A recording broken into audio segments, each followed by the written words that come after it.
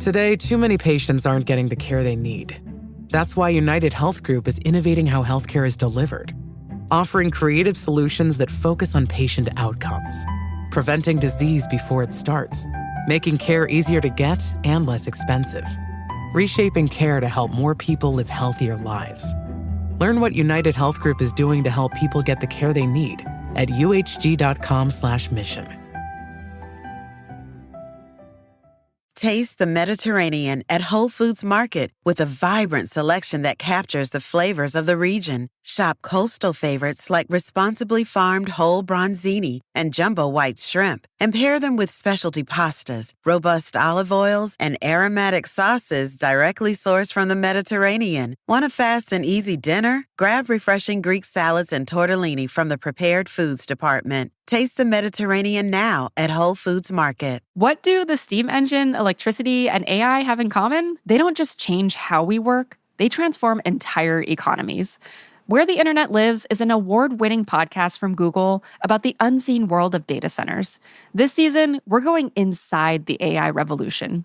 From farmers using AI to analyze soil data, to researchers discovering new medicines, a new era of AI innovation is here. Listen to Where the Internet Lives wherever you get your podcasts. Let's be honest, because if you're photoshopping your skin in pictures, you care about your skin tone. And no, you're not vain. You just want even skin. Because those dark spots and uneven skin tone, they don't fix themselves. That's why I created Major Fade. It is a simple two-step system made up of hyperserum and active seal, designed to fade your dark spots at the source while supporting your skin so it stays even. Use code MELROBINS15 for 15% off your first purchase on dridris.com. There's no typical day when it comes to being a paramedic. As Joanna Sokol writes in her new book, A Real Emergency, Stories from the Ambulance, each shift runs a fine line of organized chaos that occasionally dips into absolute mayhem. And whether she's actively rushing to a case or finally getting a moment to breathe, that front cabin of the ambulance is Sokol's command center. We go to work in the morning, we sign on and pick up our ambulance, and then we're sent out to various parts of the city. And in some slower rural areas, they actually have stations where they get to hang out. But in most busy urban areas, you're literally physically in the ambulance for 12, 15 hours, just driving around the city. And in between calls, you're either parking on street corners or you're driving to other parts of the city. Sokol says there's almost never time for a break. They have to jump at every rare opportunity to eat, rest, and use the bathroom. And then at the end of our day, when we're really, really tired and dehydrated and we're ready to go home, usually at that point, they'll tell us, I'm so sorry, we're low on ambulances. We're going to need you to hold over. And then we go run like 3 more calls. And then eventually we make it back to station and we change out our equipment and finish up our charts and we go home and come back and do it again the next day. Despite what's shown on television, the high demand isn't often created by life or death emergencies. Instead, Sokol says a majority of her time was spent helping people with minor medical problems. We're out there dealing with the elderly. We're working with homeless people, with people who have mental health, chronic medical issues. They're calling us for the 3rd time today because they just fell and they're stuck behind the bathtub again, or they're unhoused and they're hungry and they're just trying to get sandwiches from the ER. And so they're calling us for blankets and sandwiches. We really run a lot of medium level, very slow, sort of busy primary care, healthcare, social work kind of stuff. Sokol says they'll get a true emergency every now and then, but those are far and few between the typical calls. However, this reality doesn't line up with the training paramedics go through and can leave some medics with a bad taste in their mouths. And so there's this really big tension in ambulance work today because you get a lot of people who sort of feel like they're supposed to be just running on critical emergencies. And to be fair, those are the calls that we have equipment for and we have training and we actually know how to do. But instead, we spend most of our day dealing with folks who don't have insurance and their prescription ran out, or they're drinking too much and they need help with the alcohol, or they're using fentanyl and they're stuck out on the street, or they don't have access to food or clean water. You know, those are the calls we're actually running. And unfortunately, we don't have the equipment or the tools to deal with those calls in a way that's effective. So it becomes really challenging as a provider because you kind of spend the day carrying around your cardiac monitor to solve heart attacks with, and then you go on all these calls for people who really need like a lawyer and a social worker. Being armed with the wrong tools sets these medics up for failure. Every day they do their absolute best to help the community, and most days their best isn't good enough. They're constantly falling short in a career where failing has direct impact on another human's life. People often ask us what the hardest part of the job is. And I think they're always expecting me to talk about death and dying and trauma and pediatrics. And to be fair, those calls are very hard. When young people die, it's really brutal. It's awful. But for me personally, the hardest part of the job by far wasn't actually these individual traumas and deaths. The hardest part was going into these situations, doing the absolute best that you can, and knowing it's not good enough, just over and over again, having to sit with your patients who have some horrific quality of life, some awful ongoing chronic medical problem. We know what kind of care they need. They're not able to get it because it's too expensive or it's too far away or it doesn't exist yet. And just having to sit with them. Sokol says that an unexpected part of her job is to simply be a witness for people, to sit beside someone during one of the hardest moments of their life and be able to offer nothing more than acknowledgement and human connection. And for me, carrying that around was much, much harder than carrying around the individual traumas and deaths and really sad things that we saw. It was those calls where you're just not able to help. And you're like, well, this is going to continue to suck, but here's a blanket. After living through years of this daily struggle, Sokol wondered how the field had turned into this, a sort of purgatory of semi-private, semi-public health services that had too many responsibilities to truly be effective in one area. We all kind of have this sense that EMS is not what it's supposed to be today, that we're running all of these calls, we're not getting paid enough, we're super overwhelmed. When did that start? And I started to look back and I interviewed people who were older and more experienced than me. And I read all the history I could find. And I kept thinking I was going to find the start date. You know what I mean? Oh, it all started when there were cell phones, or it all started due to economics. And the farther back into history I reached, the more I saw that ambulances have always been overwhelmed. They've always been underpaid. She came across a story from the early 1900s where the New York ambulance program was in a fight with local police. The medics complained that the cops were taking advantage of them and making them go pick up drunk people off the side of the road. And the hospital who owned the ambulance was saying, hey, you got to stop calling us for this. We have to save our ambulances for real emergencies. And this was back in the horse and buggy days. I mean, this was before motors. They were like, our horses need to rest. And the cops were like, no, we need your help dealing with these drunks. And that was 130 years ago, you know what I mean? And I read that and I burst out laughing. I ran to work and I read it aloud to all my friends and everybody totally lost their minds about it. And it's just like, we've been dealing with this stuff since ambulances got invented. Which may not be a comforting message, but Sokol did find some validation and camaraderie in the fact that she was going through many of the same struggles her predecessors had. Unfortunately, this shared experience isn't enough to make up for the overwhelming challenges paramedics face, like the current workforce shortage.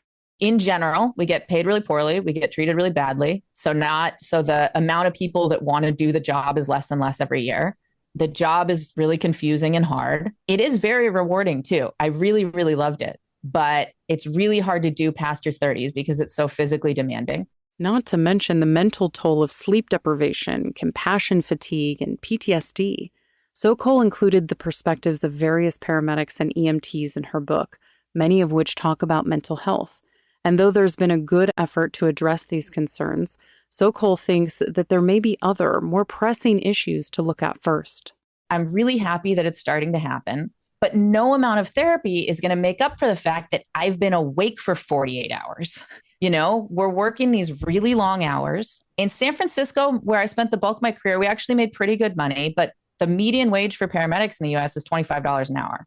So they're working crazy amounts of overtime just to try to survive. We're getting held over. We're working nights. We don't have rest breaks. We don't have bathrooms. We don't have stations. You're just getting your butt kicked all day long. You sleep when you can. But often, if you're working a 90-hour week, you get 5-6 hours a night. You're doing the best you can just to stay afloat. And then it's like you're reading some PowerPoint presentation about mental health that's like, make sure you talk to a therapist about your trauma and don't drink too much caffeine. And it's so incongruous with the real physical, logistical demands of the job. So while it's great that there are efforts being made, they're meaningless if the systemic problems continue to run rampant. In general, Sokol says it really all boils down to expanding worker rights and protections. It's not about the money, but if you do pay us more, then we could afford to pick up less overtime and sleep more. We could get more workers. There could be a little bit more competition, but shifts that end when they're supposed to, hospitals not holding ambulances stuck on the wall waiting for a bed for 5 hours so we can't get out and run calls. I would like to see, theoretically someday, I'd love to see some legislation passed that would let ambulances turn around at the hospitals faster so we don't get stuck on the wall for a few hours, that would let medics go home at the end of their shift instead of getting held over for hours with no warning, that would require, the occasional break for us for rest and bathroom, or help us get back to where we have stations so that we actually can get out and take a break during the day instead of being stuck in the front cab of an ambulance for 12 to 16 hours or 24 sometimes, And so for me, that's what it would look like. It would just look like good old-fashioned labor protections. Some steps are being taken to move towards this goal. For instance, last year, the Federal Labor Board made a historic decision to allow paramedics to form unions independently when working for private hospitals. The hope is that separating the needs of this group from other hospital employees will emphasize the unique issues of their profession and give them direct negotiating power for better working conditions. Still, it will be a while before all of these core issues are addressed. But despite the long, hard hours of an often thankless job, Sokol found it hard to say goodbye. It's hard and it's exhausting and it's frustrating. And yet through all of that, it's incredibly fun. You're driving around the city, you're going to all these different places, and every once in a while, you really do get to help people. And it's not necessarily the code saves. We do those. Those are cool. Yeah, we got to pulse back. But the fun calls are folks who are diabetic and they've slipped into a diabetic coma, and you give them sugar and you wake them up, and then you got to make them a sandwich so that their sugar doesn't drop again. So you're puttering around their kitchen, making them a sandwich, or grandma called because her oxygen tank's broken. And so you're kind of grumbling about that. You fix her oxygen tank, and then you notice all her groceries are out in the kitchen because she can't put them away herself. So next thing you know, you're putting away grandma's groceries and you're BSing with your partner. It's this camaraderie that Sokol says got her through each day. Though her grandfather may have wanted Sokol to follow his path and become a surgeon, it quickly became clear that she had found a family in emergency medicine. I have never laughed so hard in my life as I have with a group of paramedics at 4 a.m. when you're just totally burned out and everything is silly and you're all pounding energy drinks, and half of them are chain smoking and you're in some dirty alleyway somewhere. And the stories are absolutely not appropriate to repeat on a national radio show. I don't even think I could get through the first sentence without more profanity than is allowed. But you're doubled over laughing. And when you do have those hard days, when you're completely falling apart, you think you can't do it anymore, one of your buddies shows up with a box of donuts, and next thing you know, you're back at it. This bond is such a foundational aspect of Sokol's time as a paramedic that it bleeds through each chapter of her book.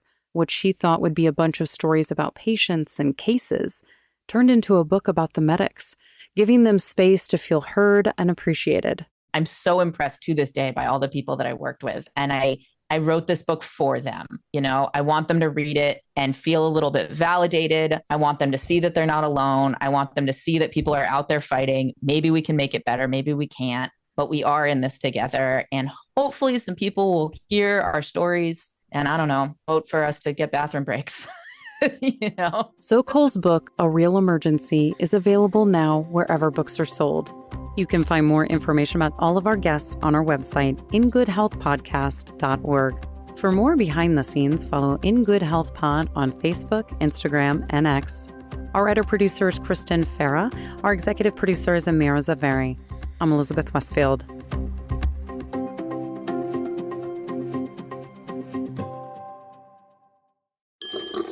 Life's busy. Don't let banking slow you down. Whether you're paying bills, setting savings goals, or just splitting the check, Atlantic Union Bank makes managing your money easier. With helpful people and user-friendly tools, we make sure banking with us fits you. Call, visit us online, or drop into an Atlantic Union Bank branch today. Atlantic Union Bank. Any way you bank. Did you know about 1 in 3 people with plaque psoriasis may also develop psoriatic arthritis, which causes joint pain, stiffness, and swelling? Does this sound like you? Listen to what it sounds like to be a million miles away. Tremfya, guselkumab, taken by injection, is a prescription medicine for adults with moderate to severe plaque psoriasis who may benefit from taking injections or pills or phototherapy, and for adults with active psoriatic arthritis. Serious allergic reactions and increased risk of infections and liver problems may occur. Before treatment, your doctor should check you for infections and tuberculosis. Tell your doctor if you have an infection, flu-like symptoms, or if you need a vaccine. Imagine being a million miles away. Explore what's possible. Ask your doctor about Tremfya. Tap this ad to learn more about Tremfya, including important safety information. They put hot honey sauce on the snack wrap? McDonald's outdid themselves again. The classic snack wrap we all know and love, paired with the sweet heat of hot honey sauce? Just what we needed to make it even more perfect. You know the drill. So go to McDonald's and try it today. When you walk into a Burlington, you're walking into amazing prices and great styles. That's main character energy. Because at Burlington, the wow deals aren't the only thing turning heads. Find fashion, the best brands, new trends, and so much more for every room in your house. Go ahead, you deserve these deals. But seriously, with these savings, why shop anywhere else? Burlington deals, brands, wow.